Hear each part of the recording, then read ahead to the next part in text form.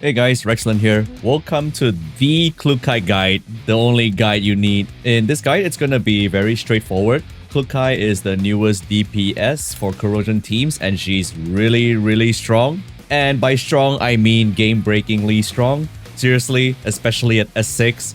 Even to this day in CN, we are using Klukai for almost everything from weekly missions to off-element filler carries in Gunsmoke Frontline. So, Exilium event just dropped. I've given a rundown of the event in another video. You can view it here. In this video, we will go through Klukai's kit and take a look at how it works, her recommended keys, and of course, the recommended duplicate segments you should stop at for her. Just get basics. Apart from that, Exilium is also chock full of rewards. Don't forget to claim your free 10 limited rolls here. There's also a campaign going on giving you daily rolls, so don't forget to claim them, as well as one more for standard rolls. So this event is full of free rolls to give you to get your Klukai. One very important PSA I have to mention is that Klukai's outfit, Speed Star, is free and it's up for grabs right now. All you need to do is finish daily missions during this event and then you can claim the outfit in one of the tier rewards. The Speed Star outfit can be used in battle. And you can see here that it also changes some of her tap animations. Pretty cool. Here, check it out. Not only that, Speed Star can also be equipped in the dorm. Though it's truly a premium outfit, you're given lots of time to finish this event to claim it. I would say less than a week and you can already get it. Astroluminous outfit will also be on sale in the store, and this outfit is also gonna get a modular design in the future, and I'll be using this outfit to showcase the demonstration later. On top of that, two other new outfits will also be on sale. Peritia's Bond Hunter's outfit and Macchiato's embroidered bamboo Blooming Shadows outfit. This one's really special. It's part of a collaboration and comes with its own dorm interaction. Exclusive dorm interaction, I might add. All three of them will be on discount during this event, so be sure to grab them. So with that out of the way, Exilium event is chock full of gameplay modes, rewards, and campaigns. We'll move on to the next part of the video, which is the full walkthrough for Klukai and how to play her. You're probably thinking this video is a bit long, but don't worry, I won't waste your time. I don't like wasting my own time either. I promise that it's all the information you need. Now let's get straight into it. Now let's start right away with her ultimate. Her ultimate is the biggest part of her kit. It's a 5-width square AoE, and the game is not ready for this. She really is all you need. Basically, Klukai is gonna drive forward with her bike like so. All the way here. And everybody gets hit in the way. And the AoE also covers both levels, both ground and elevated enemies. In case you don't know, that is really OP. AoEs in general only covers one level. If you throw a grenade on the ground level, only the ground enemies get hit, and vice versa for elevated enemies. And not only that, she can also use her bike to go through walls and gaps, like so.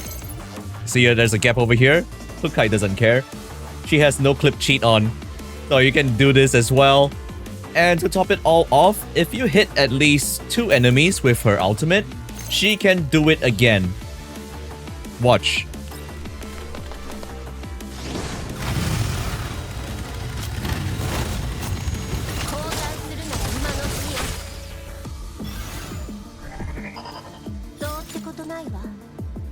And after every bike attack, Klukai can also move. You can pre-position her for the second bike attack.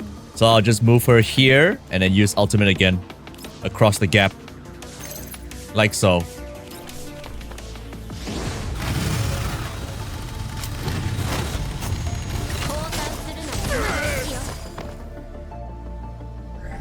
So basically, Klukai will always get additional movement after her ultimate. This is really good because when you're biking behind enemy lines, you can still take cover after it. Like that. So yeah, that is her ultimate. It's really OP. What you're looking at is S0, no duplicate Klukai. In summary, 2 bike users as long as you ram at least 2 enemies. And another thing to note is that the cooldown of her ultimate is 6 turns, but don't panic, it's actually less than that in reality. The next thing we'll look at is her passive to understand more on how she works over here. Klukai is immune to all control type effects. Taunt, Fear, Attract, Stun, those don't work on her.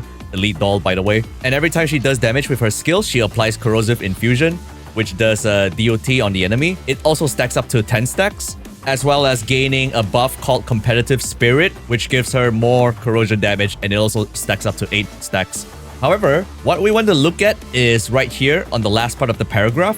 When Klukai performs an active attack, a skill, or other allied units deal corrosion damage, Klukai gains Confectance Index. Confectance Index is that bar on top of every character, the resource that you spend. And based on the Confectance Index gain, reduces the cooldown of her ultimate skill. So let me show you the detail here.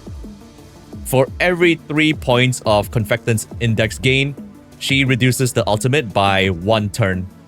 So you can see on the right here that her cooldown is on 4 instead of 6, because all those enemies that Klukai ram with her corrosion damage also counts towards her cooldown reduction, not just allies, which makes it really broken in a PvE setting like this when you're up against a lot of enemies. Now that you understand that every time there's a corrosion damage applied, or when Klukai uses her skill, she gets 1 point of index, and for every 3 points of index, her ultimate cooldown is reduced by 1 turn.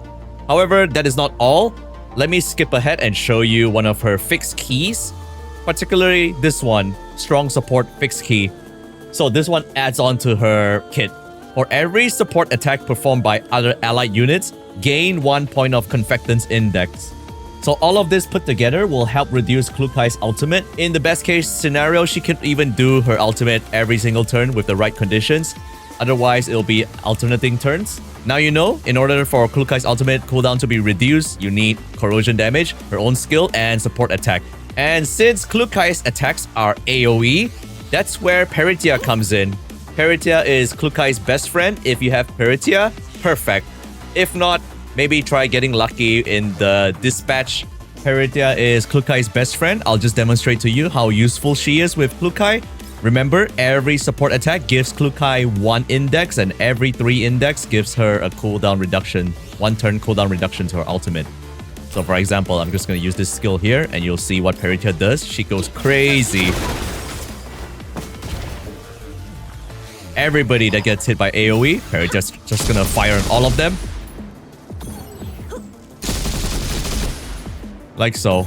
Coupled with other characters that are capable of support firing, like Cheongju especially. When you put the right team together, then ultimate can be reset almost every turn. Guaranteed every turn at higher segments. Keeping up so far with her ultimate, crazy, right? But the crazy doesn't stop there. Now let me talk about her 2 skills. For her first skill, it's an AoE attack that also pulls units 1 tile to the center. Any enemy from the center of the target she picks will be pulled 1 tile to the center. And there's 2 conditions for this attack. If enemies are killed by this attack, she'll get 1 turn cooldown reduction for her ultimate. If they're not killed, then she'll apply 1 stack of Corrosive Infusion, Corrosive DOT debuff on them for 2 turns. So think of this as her recharging skill. You can use this skill and kill an enemy to get your cooldown off. So it works like this.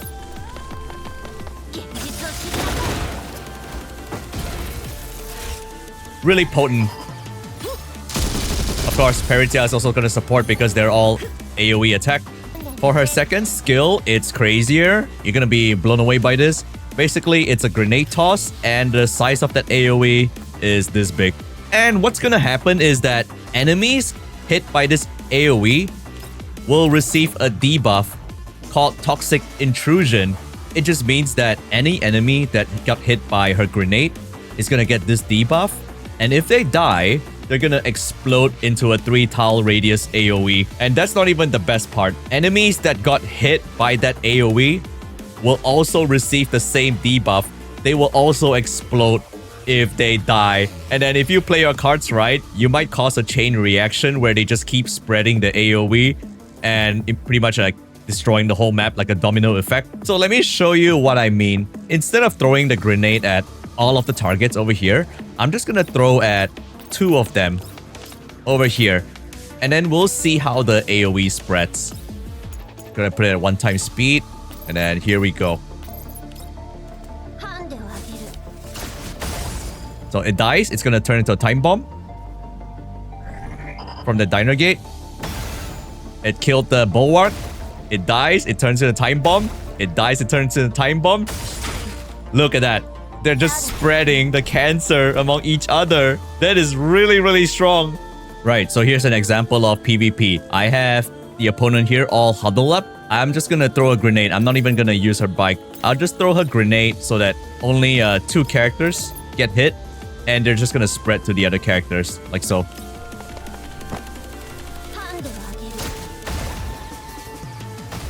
Look at that. Everyone dying from corrosion cancer.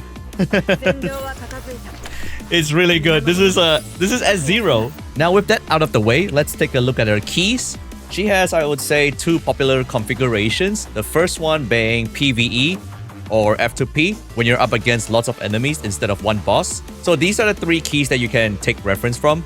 The first one, you never change in all builds. The first one up here always stays there. Strong support fixed key. For every support attack performed by other allied units, gain 1 point of index, the one that I've already demonstrated earlier. So this is integral for Klukai's build. You don't touch this one. For the other 2 keys, you can put Deadly and Twine. At the start of the turn, if there's only one target, she will apply corrosive infusion to them for 2 turns and also gain 2 points of index. These 2 points will be very helpful in enabling her to use her skills as well as reducing the cooldown of her ultimate. And for the third one, basically, when she attacks targets that have stability break, the damage is increased by 15%. So this set is really good for PvE. You can also opt to replace one of them for this key, Moment of Doom. So there's a bit of typo here. It should be after the enemy receives damage from toxic intrusion and survives, gain 1 stack of corrosive infusion for 2 turns. So toxic intrusion is the debuff she does when she throws her grenade, her second skill. And for the second configuration, this one's recommended for S3 to S6. The first key you'll equip is One Fell Swoop. When her ultimate hits only 1 target, the damage is increased by 30%. And the next key is interesting. It reduces the width of her ultimate to 3 tiles. So 5 tiles becomes 3 tiles for S5 and below. 7 tiles goes into 3 tiles for S6. So you're getting 20% and 40% damage increase respectively. This is more applicable for Gunsmoke frontline when you're pushing damage against a single boss. I don't really recommend this configuration if you're below S3 since her bike doesn't do as much damage compared to 3 to 6. So you can stick to the first configuration I showed. Now for the juicy part, the segments. Most of you have already seen how good S0 is, so the stopping point, to be honest, the first one will be S0. Just 1 copy is all you need. The second stopping point that you can consider for yourself would be S1. This is where her grenade gets upgraded. Basically, what this means is that when she throws the grenade, it's gonna trigger the explosion right away if they're not killed from it. And if they die, they're still gonna trigger the explosion again. So let's say she throws a grenade at a unit that survives, it's gonna explode, and that explosion is gonna spread, and then they die, they explode again, that explosion is gonna spread again to the same enemies. So in summary, this significantly boosts her grenade damage. S1 is where a chain domino effect kill is really easy to pull off. Let me show you an example on the usefulness of S1 where they just trigger the on-death explosion even if they don't die. For example, for this boss, I'm just gonna throw the grenade. Instead of throwing the grenade directly on this group over here and killing them, I'm just gonna throw it on the boss over here. The boss is obviously gonna survive the grenade throw. However, the force explosion is gonna spread to these mobs over here. And then when one dies, it's just gonna spread to the next one and to the next one and to the next one. So let me show you the example. 1 grenade. Explode. Look at that.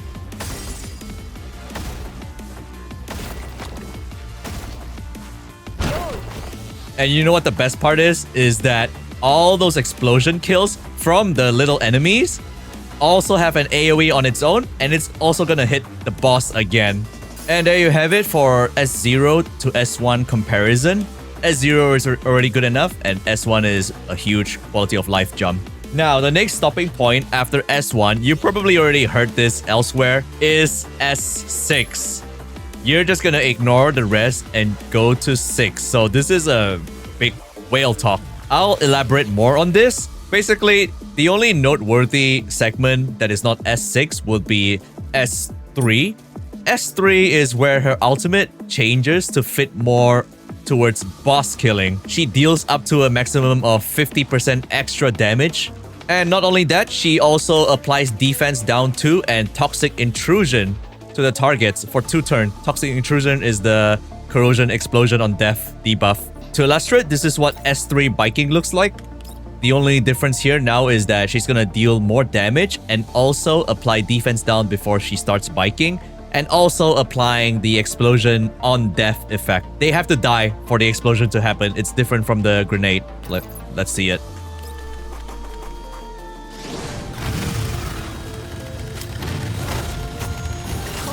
See the defense down?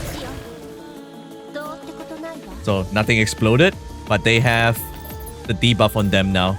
They have corrosive intrusion. So if they die, they will explode. So let me do it one more time.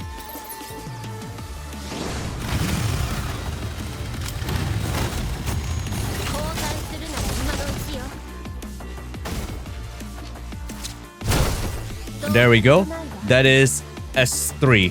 Now let me talk about S6 and show you why it's not really worth it to stop at S3. S6 ignores cover damage and increases width by 2 tiles and applies Dismay. Dismay is a debuff where the movement is decreased to 1 tile and also reduced attack and stability damage dealt is reduced by 4. It's a good defensive debuff, but that's not the highlight. The highlight is that after the attack, triggers all enemies' effects of corrosive intrusion and the on-death effects of toxic intrusion. That means that after Klukai does her bite, 2 explosion will follow. Corrosive infusions explosion and toxic intrusions on death explosion. Basically 3 AoE per bite. So she can bite twice. She's gonna do 6 AoE attacks in total. So now for S6 Klukai, this is the size of her AoE. You ready for this? Look at that. She can pretty much hit like both enemies on each side, including the boss. Just forfeit all your possessions for S6 Klukai, man. Just skip all the S0 theory crafting. Just go for S6. No, I'm just kidding. Or am I? So anyway, let me demonstrate it to you. I'll just use Klukai and kill Goliath together with the boss. And then you'll see how Peritia supports fire against this boss.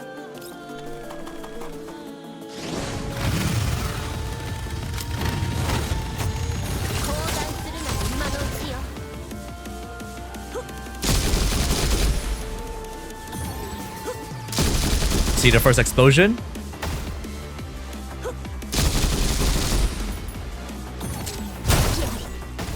Second explosion. That was the first bite.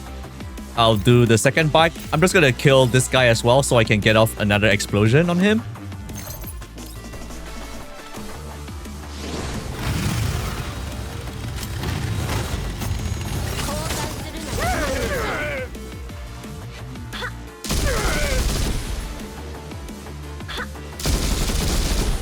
The Peritia's going to town. She already triggered like all 6 of her support attacks. Now remember I told you that every support attack will give Klukai 1 index, and also every corrosion damage that happens on the screen also gives Klukai 1 index, and every 3 index converts to 1 turn of her ultimate cooldown reduction. And look, we're on the 2nd turn and Klukai's ultimate is already back up.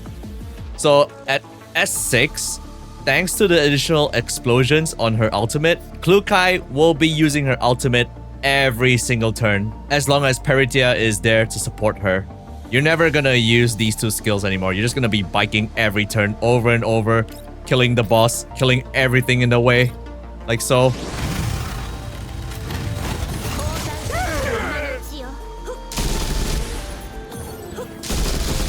It's so crazy. AoE character, by the way.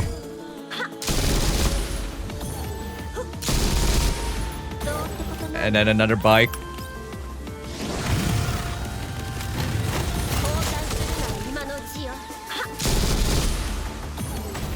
The additional explosions killing it.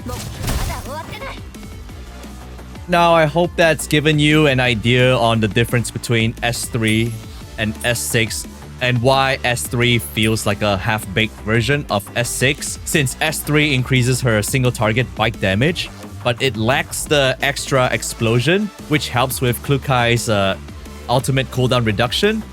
It's recommended to go straight to S6. Obviously, this is whale talk. The only reason I can think of to stop at S3 is if you're already aiming for S6, but you couldn't afford to do it in one go, in one patch. So yeah, you can probably stop at S3, wait for Klukai's rerun, and then finish it off to S6. In summary, the stopping points for Klukai is obviously starts with 0, and then S1 if you want more comfort with her grenade, and then it's gonna be S3 to 6. 3 only for the reason that you need a break, and then you work towards 6. So 0, 1, 3 to 6. As for her weapon, Skyla, I would say it's optional because it's not very niche. It straight up increases Klukai's damage. AoE damage is increased by 15%. Each time corrosion damage is dealt, it also increases up to 10%. So if you're on a budget, you can opt to use Tololo's Planeta rifle. Because Klukai also has extra action, so all of this also benefits Klukai. As for the weapon attachments, very straightforward, corrosion boost. And since Klukai is a DPS, the substats is straightforward as well. Double attack and crit, and also crit damage on the muzzle. One last thing I forgot to mention is that if you're an owner of an F2P Klukai, basically a Klukai that is not S6, just borrow or look for a S6 Klukai for Gunsmoke. And yeah, that's about it for the guide. Thanks to GFL2 Exilium for sponsoring this video. The download link is in the description and the pinned comment below. You can click on it to support me if you like to see more videos like this. Alright, good luck with your Klukai rolls, and I'll see you in the next video. Bye bye.